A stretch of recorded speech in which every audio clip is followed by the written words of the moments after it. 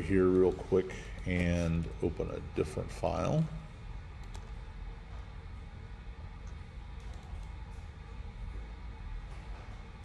All right, before I get going on this,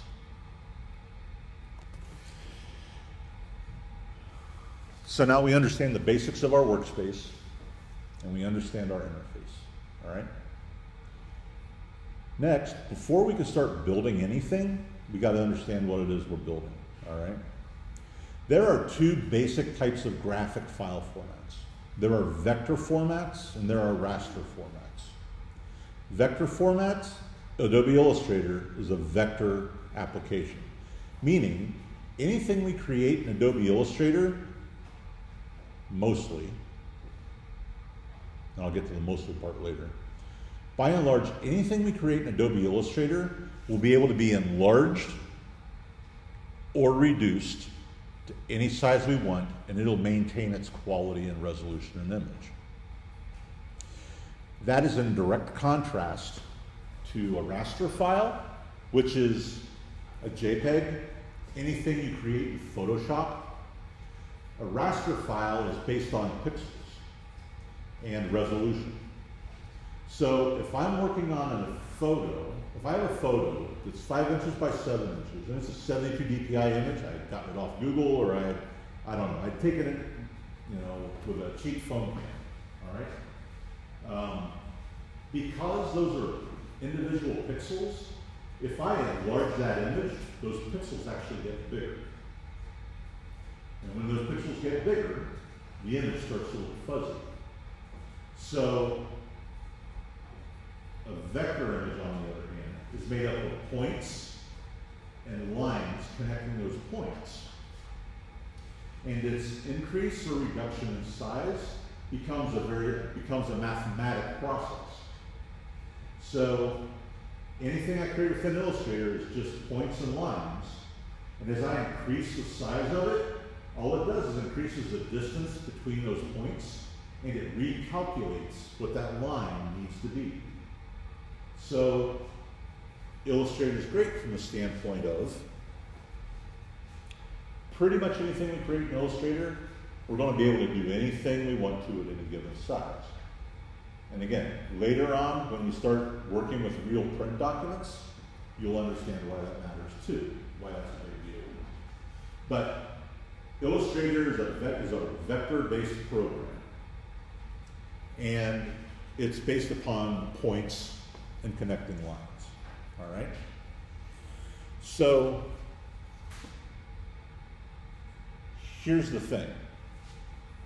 Anything you create in Illustrator is just that. It's points and lines. They're a calculated mathematical kind of a thing, and in and of themselves, by themselves, they're completely invisible. So if I create a piece of artwork and I haven't applied an appearance to it, I really don't see anything. An appearance is the fill of that path and the stroke of that path. All right? So we have paths that make up our shapes. But the way we can see what it actually is because we've applied appearances to them, which are our fills and our strokes. So, and you'll see why I make that distinction and talk about that here in just a moment, all right? So, like I said, points and paths. A square is made up of 4 points connected by 4 straight lines. Ironically, a circle is made up of 4 points connected by 4 different arcs. All right? So, simple shapes can be made up with 2 points of that. If you consider a pentagram, if you find those 5 sides, right? 1, 2, 3, 4, 5 points to make up that pentagram. They're all made up, they're all connected by lines. A star, 5 points on each tip, 5 points at this intersection is 10 points, but they're still all connected by lines. So that's what a path is in and of itself. And like I said, by its nature, the path itself is kind of invisible all over the way we can see that. All right. So when we draw a square on a page, it will be 4 points connected by the lines. Circle is also 4 points. The difference will be with those, though, you'll see those handlebars on it that you can move and change the shape of that circle. And those are called handlebars. But they're Bezier curves, is what those are. All right. So if you use Illustrator before, you use other vector drawing programs. Pen Tool, for instance, which we're not really going to touch for a few classes, is drawing out, a Bezier curve. But a circle is exactly the same thing. All right.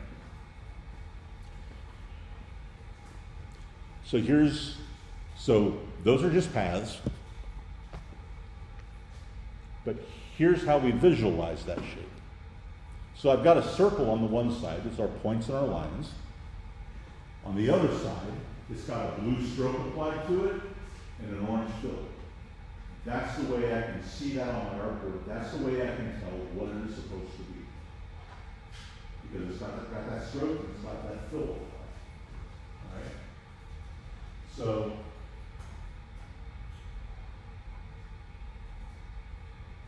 paths versus appearance. And within Illustrator, it actually makes a difference because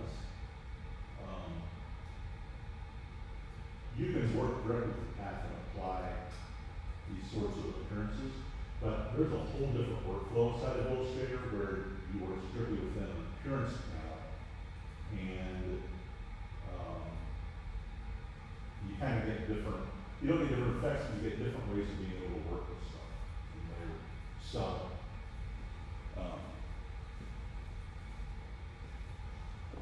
every object's made up of paths, but we can see it because of the strokes and the fills that are applied. All right?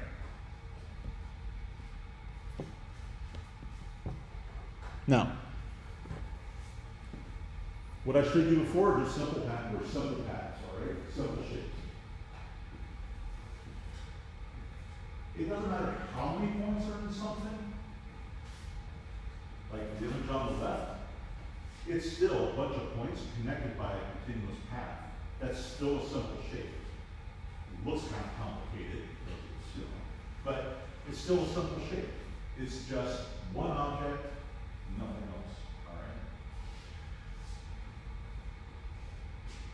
An awful lot of what we do, and the circle, within our tools, the circle shape, the square, the triangle, the rectangle, all of those are in and of themselves just simple shapes. All right. But we'll have simple shapes we work with, and we'll also have complex shapes or compound patterns. And the difference between the two of these things, this compound path is actually made up of 3 additional different paths. I've got the same outer shape that I've got over here, but I've got these additional ones. And when we have a compound path, those circles, the 2 inside of the shape, actually poke holes in that shape. And this is something we're going to keep coming back to, all right? Because everything we create in black and white is going to have to be a compound path. It's one of the creating points whenever we upload it and whenever your traces are all created, all right? So, a compound path is, and the thing is, yes, those are different separate paths, but within Illustrator, and I'll show you in a moment, Illustrator actually views that as a single path. It actually says, if I select that, it'll say it's one path. It's a single shape or one path, all right? It doesn't really see the fact that it's got these other ones making it up. Consider the letter 0, or the number 0, or the letter O, or D, or a B, or anything else. Those, black lines, but it's got those, the whole, the negative shapes in them. If you take that type and you create outlines out of it, those are compound paths. All right? So, simple shapes, points connected by a path, one continuous object. Compound paths, complex shapes, multiple paths making up the one object. And here's the killer. One of those shapes is a compound path, and one of those shapes is just three different shapes, two of them are white. How the heck do you tell the difference? And there's some tricks, some ways to tell. But that's the thing, one of the things you need to watch out for. All right? So this seems to be the point generally that hang people up the most. All right? And to be honest, once we understand this, what's going on here, everything else gets a bit easier. All right? So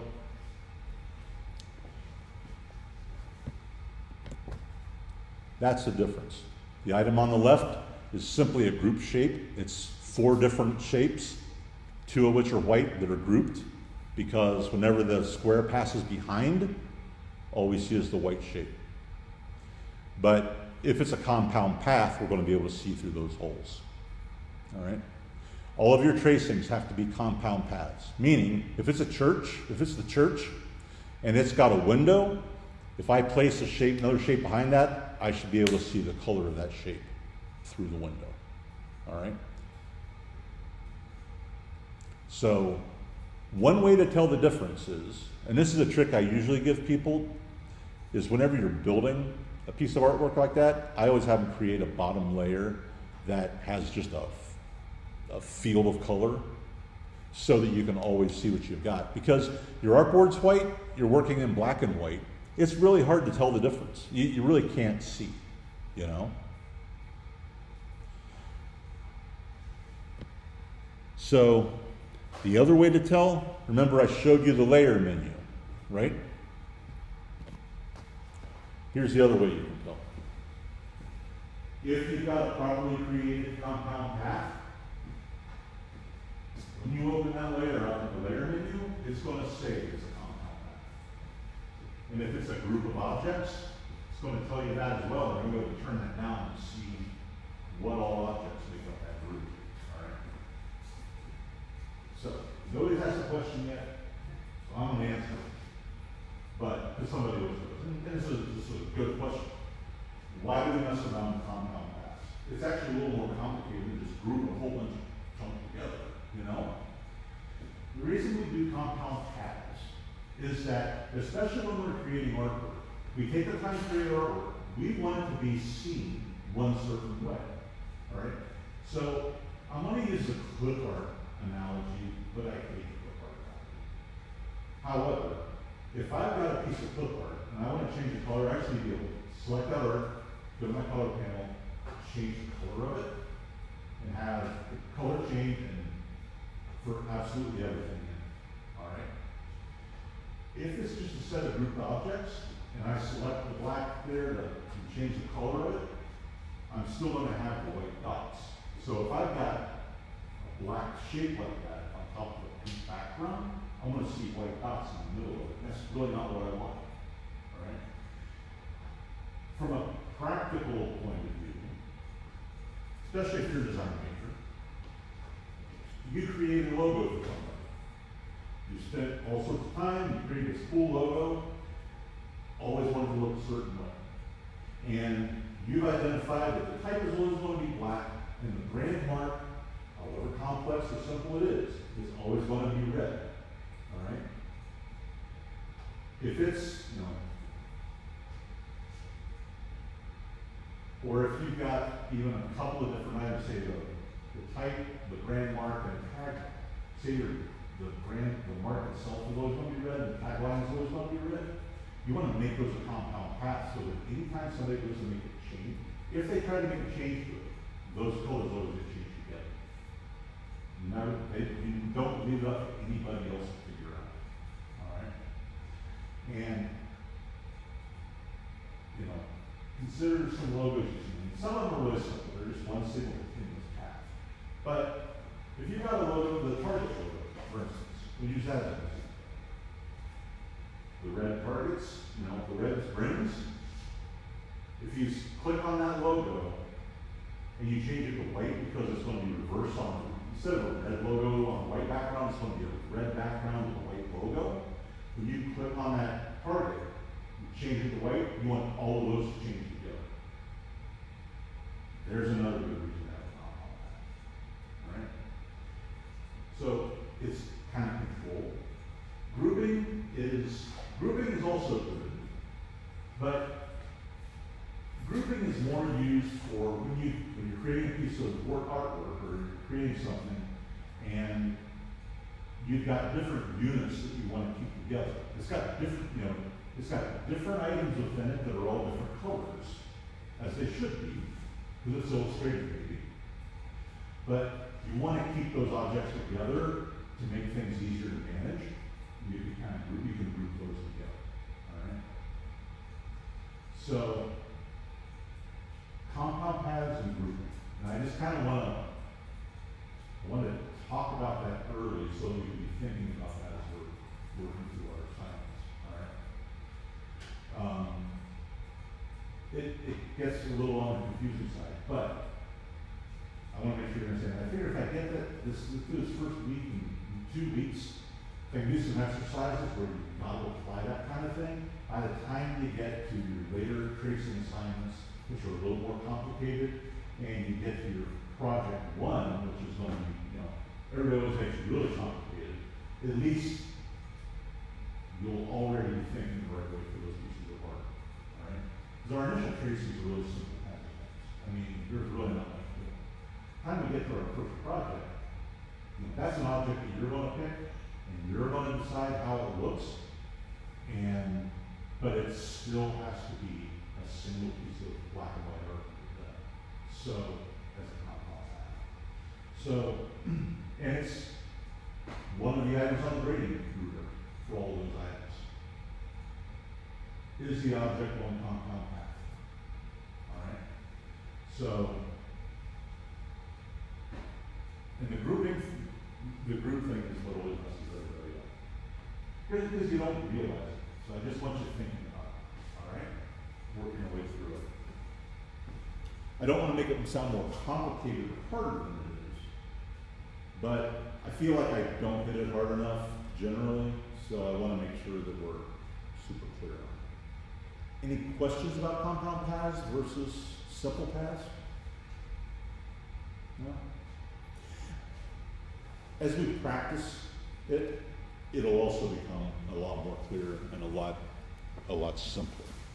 So we're working with shapes that are vector shapes, fills and strokes, all right? So as we work our way through our assignments, one of the things that we want to always have happen is we want to have shapes, which without the presence of a stroke whatsoever. All right? We're always going to look at that. So this is all kind of central to that. All right? So that's what we're working with, basically. All right? Okay. Yeah. All right. All right. I promise. We get through this initial stuff and then we're on to making stuff.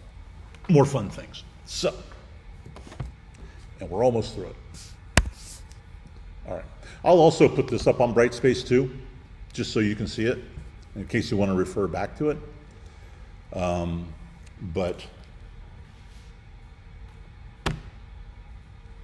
that's that. All right. So,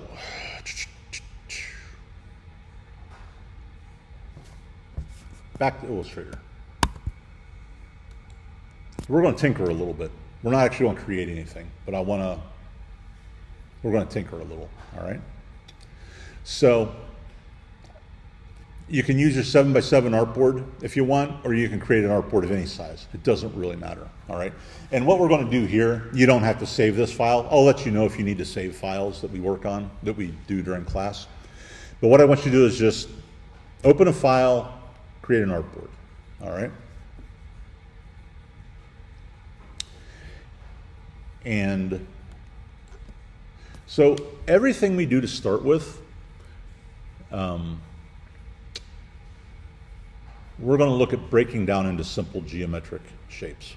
All right? We're not going to get into the real organic stuff for a little bit, but we want to start looking at things and breaking them down. But what I want to do here is tinker a little bit with simple shapes. All right? So if you've got a document open, do this. I'm going to go over here to, so on my tools panel, and I am in Essentials, is the workspace I'm using. The fifth icon down should be a square. If I click on that, you'll see that there's a bunch of other tools behind it, different shapes. And notice whenever that flies out like this, you see on this rightmost edge, it's a little darker and there's a little arrow on it. If I click on that, it breaks that group of tools off. They're still on my toolbar, but now I've got them on a floating palette out here where I can work. Sometimes that's convenient, especially when you're, it's faster to go up here and just click on the shape you want than it is to have to go in here every time and select the appropriate one. All right? So we're going to look at shapes to start with. And I'm just going to select my square or rectangle and draw out. If you just click and draw, you can draw out a rectangle. Simple enough. Even this simple little thing, though, has a bunch of things that I need to tell you about. All right? What if I want to have a perfect square? There's a way to do that. So if you click and drag, it'll just, you'll be able to decide long, tall rectangle or whatever I want it to be. But all of our tools work a couple of different ways. And there are keyboard keys that are modifier keys that help us do certain things. So if I hold down my Shift key, hold down the Shift key, click and drag, that will constrain a perfect square. Works the same way. Hold down the Shift key and drag out a circle. It'll make a perfect circle. All right? Remember the Shift key. Because if I need a perfect shape, that's the way I get it. The other way to do that is, I'm going to delete that. If I select my square tool or my rectangle tool, I come out here and I just click in the space, I get a dialog that comes up. And I can type in a dimension if I want to. So I can do 2.5 inches by 2.5 inches. And that'll make a perfect square, or whatever dimensions I want to put in. All right? You can numerically create your shapes. All right?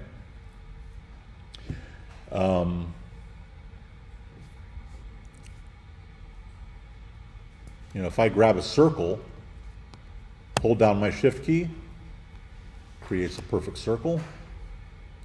If I have my circle selected and I just click, I can put in my dimensions. All right? Again, will come in handy, that knowledge.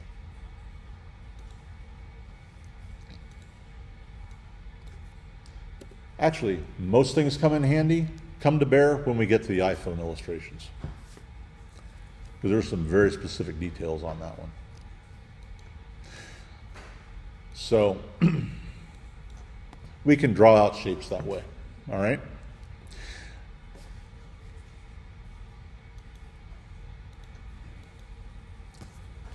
So like I said, keyboard shortcuts and key commands. There are a bunch of different key commands. I actually have a cheat sheet on Brightspace Again, it has a lot of these shortcuts I want to teach, I want to show you here, all right? So I'm going to draw out a square, but then I want to resize it. So if I grab the corner and resize it, you see I don't have a lot of control. What if I want to make sure it's proportionally scaled though? Just like whenever we place our tracing images, we're going to want to size those. Any sizing we do, we want to make sure it's proportional. If I hit the Shift key, now it'll make sure that it stays proportional. All right? Same thing goes for if I've got, say I've got this funky oval, and I want to resize it, make it bigger, but I want to make sure that it stays that proportion. If I hit the Shift key, click and drag, it'll make sure that it stays proportioned. When you do that, let go of the mouse button first and the key second.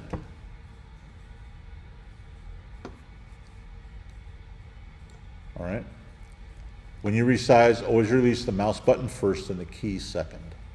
If you do the key first, so if I do this and I size it down, but my mouse is way out here, and I let go of the Shift key first, look what happens to my shape.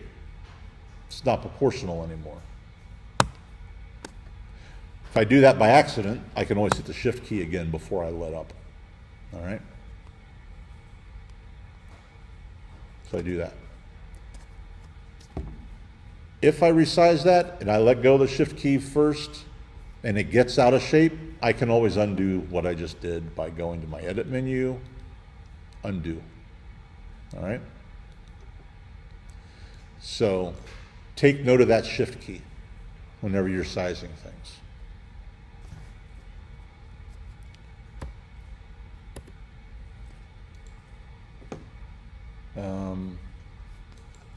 Okay. Second item, we'll draw out a circle. So like I said, and notice here that whenever I resize this stuff, I'm selecting this first select tool. There's actually two select tools here on the menu bar, or on the tools panel. I'm selecting the first one. That's the selection tool. The second one is direct select, and I'm going to show you the difference here in just a moment. But I'm always selecting that first one, so I can resize. What if I want to make sure that, what if I've got this centered up on my artboard? I want to make sure that when I resize it, it's still centered on my artboard. If I hit the Option key and the Shift key together, click and drag, it'll scale it proportionately, because that's what my Shift key does, and on center, which is what my Option key does. All right? So now I've got two different keys I'm using.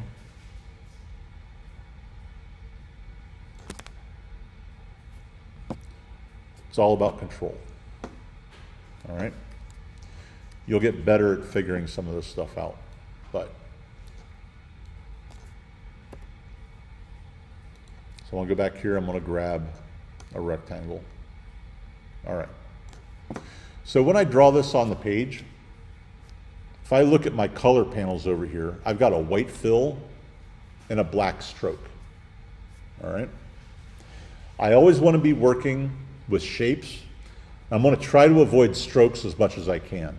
So I'm going to change, if I look at this, you see this little arrow doohickey here right up above it in the corner? If I click on that, that'll flip the fill and a stroke. You'll do a black fill and a white stroke. And then if I click on the stroke and I click on this little box with the red line through it, that'll remove the stroke. So now what I have is my path, 4 points, 2, 3, 4, connected by lines, but it's filled black. All right? That's what I always want to be working with. So I just said there's a difference between these two tools. This first tool will do scaling and resizing on the whole to the shape overall. This second tool, Direct Select, I can actually go in and select a point that makes up that path and move that point around if I want to, and modify the shape.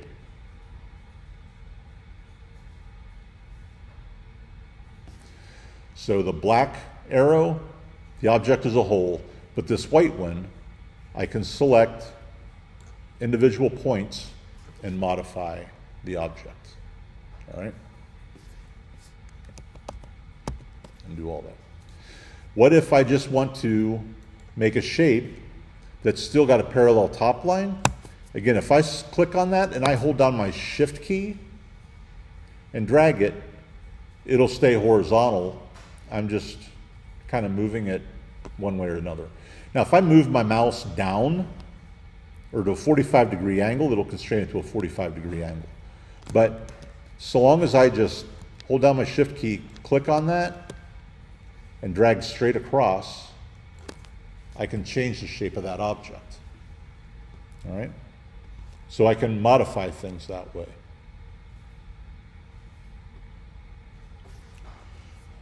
So it doesn't matter what I have. If I've got a circle, I'll draw that, grab this Direct Select tool, and click on one of these points. There's those handlebars I pointed out. If I click, I can change, start modifying that circle. So I can start with basic shapes and make modifications to them that way, through those Direct Select tools. Any questions on any of that?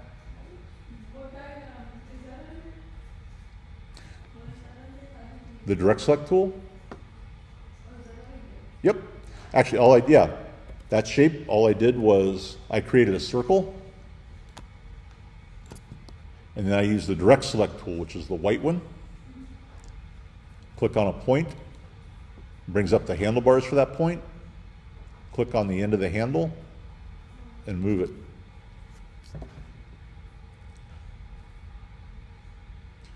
Easy peasy. All right. So,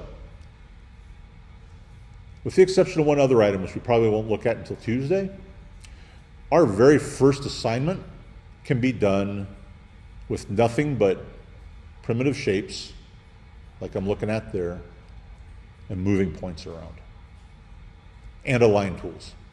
I've shown you align tools, I've shown you shapes, I've shown you how to move points around with shapes.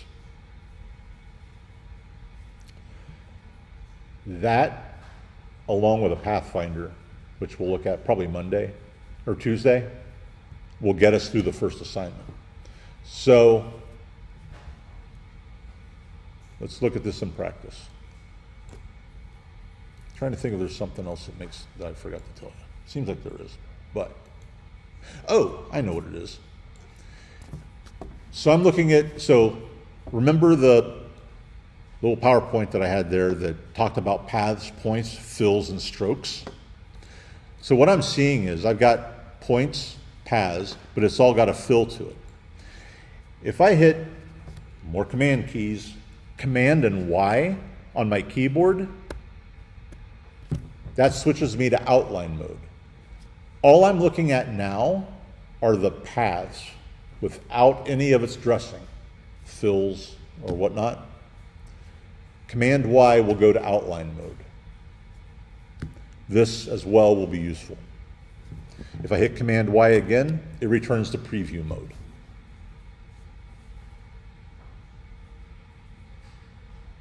All right? So Command Y.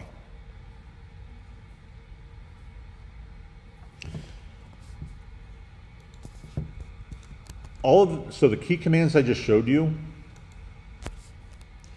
in Brightspace, if we go to Course Materials, Content, come on.